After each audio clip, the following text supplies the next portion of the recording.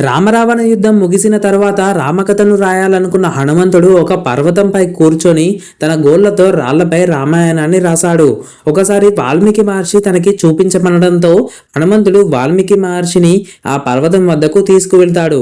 వాల్మీకి మహర్షి అక్కడ రాళ్లపై ఉన్న రామాయణాన్ని చదువుతూ ఆనందంతో కంటతడి పెట్టుకున్నాడు. హనుమంతుడు రాసిన రామాయణం అద్భుతంగా ఉందని, ఇకపై తాను రాసిన రామాయణాన్ని ఎవరు పట్టించుకోరని చింతిస్తాడు.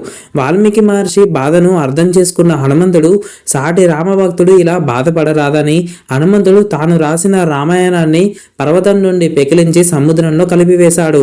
వాల్మీకి మహర్షి తాను మళ్ళీ జన్మిస్తానని, హనుమంతుడి గొప్పతనాన్ని రామభక్తిని కీర్తిస్తానని హనుమకు మాట ఇస్తాడు. అందుకే రామచరిత మానస్ హనుమాన్ చాలీసాను రాసిన తులసీదాస్ను వాల్మీకి మరో జన్మ అంటూ ఉంటారు.